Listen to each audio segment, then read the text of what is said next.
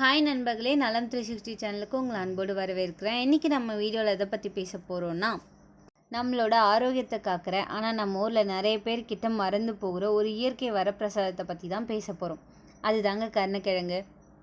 என் பாட்டி காலத்தில் மழை காலம்னா கருணக்கிழங்கு சாப்பிடாத வீடே இருந்ததில்லை. ஆனால் இப்போது அப்படியா இருக்கும்?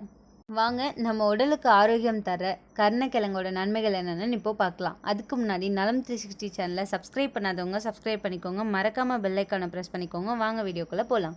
கருணக்கிழங்குனா என்ன? கருணக்கிழங்கு ஒரு கிழங்கு வகை. தமிழ்நாட்டில் பெரும்பாலும் கிராமப்புறங்களில் விளையும். இதை கருணக்கிழங்கு, சேனைக்கிழங்குன்னு பல பேரில் கூப்பிடுறாங்க. ஃபர்ஸ்ட் இதோட நன்மைகள் என்னன்னு தெரிஞ்சுக்கலாம்.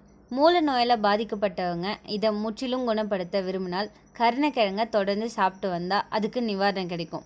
மூல நோய்க்கு மிகச்சிறந்த மருத்துவ உணவாக இந்த கருணக்கிழங்கு இருந்துட்டு வருது. பொதுவாக சர்க்கரை நோய் உள்ளவர்கள் எல்லா வகையான கிழங்குகளையும் தவிர்க்க வேண்டும். ஆனாலும் இந்த கருணக்கிழங்கு மட்டும் சிறிதளவு எடுத்துக்கொள்ளலாம். அதே போல் முடக்குவாதம் உள்ளவர்களும் கருணக்கிழங்கு மட்டும் எடுத்துக்கொள்ளலான்னு சொல்லுவாங்க. முடக்குவாதம் உள்ளவர்கள் வாரம் 2 முறை இதை சாப்பிட்டு வந்தால் நோய் குணமாகும். இந்த கிழங்கு சுலபமாக ஜீரணமாவது என்பதால் பெரியவர்கள் தாராளமாக சாப்பிடலாம். ஆனால் ஆஸ்துமா இருக்கிறவங்க இந்த கிழங்கை தவிர்க்கணும். காரணம் என்னென்னா, கருணக்கிழங்கு உடலை குளிர செய்யும். அதே போல் சர்க்கரை நோயாளிகள், இதய பாதிப்பு உள்ளவர்கள், இரத்த அழுத்தம் உள்ளவர்கள் கிழங்குகள் சாப்பிடுவதில் கவனமாக இருக்க வேண்டும். டாக்டரோட ஆலோசனைக்கு பிறகு தான் அதை சாப்பிடணும். கருணக்கிழங்கை வச்சு மாதவிலக்கு பிரச்சனைக்கான ஒரு மருந்தை தயாரிக்கிறாங்க. வேக வச்சு மசித்த கருணக்கிழங்கு 1 ஸ்பூன் அளவுக்கு எடுத்துக்கிட்டு அதோட வெல்லம் சேர்த்து சாப்பிட்டா மாதவிலக்கு முன்பு சாப்பிட்டு வர கைகள் வலி, இடுப்பு வலி, வயிற்று வலி, தலைவலி போன்ற வலி வராமல் இருக்கும். எனவே பெண்கள் இதை அடிக்கடி உணவில் எடுத்துக்கிட்டோன்னா மாதவிலக்குக்கு முன்பு ஏற்படுற பிரச்சனைகள் கட்டாயமாக நீங்கும். வலியுடன் கூடிய மாதவிலக்கு, அதிகப்படியான இரத்தப்போக்கை இது தடுக்குது. உடலில் உள்ள அனைத்து பாகங்களுக்கும் பலத்தை தருது. பெண்களோட வெள்ளைப்படு தொந்தரவுக்கு சிறந்த மருந்தாகவும் பயன்படுது. பெண்களோட ஹார்மோன் பிரச்சனைகளை கூட இது கட்டுப்படுத்தும். 40 வயதுக்கு மேலே வரும் மோனோபாஸ் பிரச்சனையும் பெண்களோட ஈஸ்ட்ரோஜன் அளவை இது அதிகப்படுத்துது. உடல் எடையை குறைக்க விரும்புகிறவங்க இந்த கருணக்கிழங்கை தாராளமாக சாப்பிட்லாம்.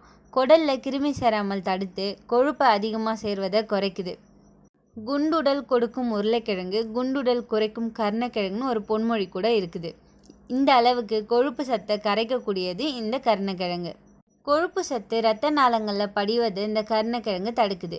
நச்சுக்களையும் வெளியேற்றும் நல் மருந்தாக இருந்துட்டு வருது. உடல் எடை குறைப்பவர்களுக்கு அருமருந்தாக விளங்குது. வேக வைத்து அரைத்து மசித்த கருணக்கிழங்கு 1 ஸ்பூன் எடுத்துட்டு அதில் கொஞ்சம் நீர் கலந்து சோம்பு, தனியா சேர்த்து பொடி செய்து அதில் கொஞ்சமாக பனங்கற்கண்டு சேர்ந்து கொதிக்க வச்சா கொழுப்பை கரைக்கிற ஒரு அருமருந்து ரெடி. இதனால் உயர் இரத்த அழுத்தமும் குறையுது. கார்போஹைட்ரேட் நிறைந்தது, உடல் ஆற்றலை அதிகரிக்குது. ஃபைபர் அதிகமாக இருக்கிறதால ஜீரணத்திற்கு நல்லது. விட்டமின் B6 மற்றும் பொட்டாசியம், மேங்னீஸ் போன்றவை இருப்பதால் நரம்பு மண்டலம் மற்றும் இரத்த அழுத்த கட்டுப்பாடு இதனால் அதிகரிக்குது. குறைந்த அளவு புரதம், சர்க்கரை நோயாளிகளுக்கு உதவக்கூடிய பாங்கில் இருக்குது. ஃபைபர் அதிகம், அதனால் மலச்சிக்கலை குறைக்கும்.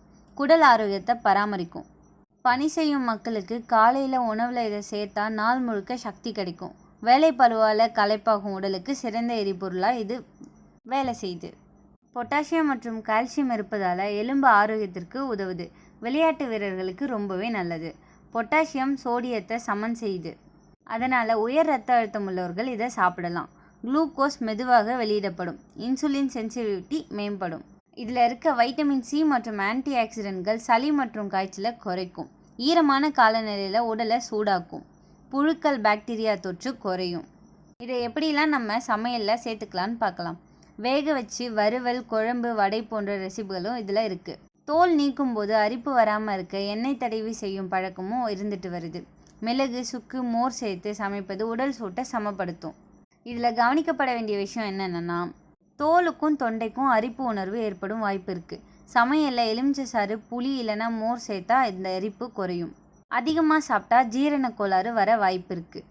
கார்போஹைட்ரேட் அதிகமாக இருக்கிறதால இரத்த சர்க்கரை உயர்வுக்கு வாய்ப்பு இருக்குது. சர்க்கரை நோயாளிகள் அதிகமாக சாப்பிடக்கூடாது. அலர்ஜி உள்ளவர்களும் இதை தவிர்க்கணும். கருணக்கிழங்கு ஒரு பழமையான ஆரோக்கிய உணவு.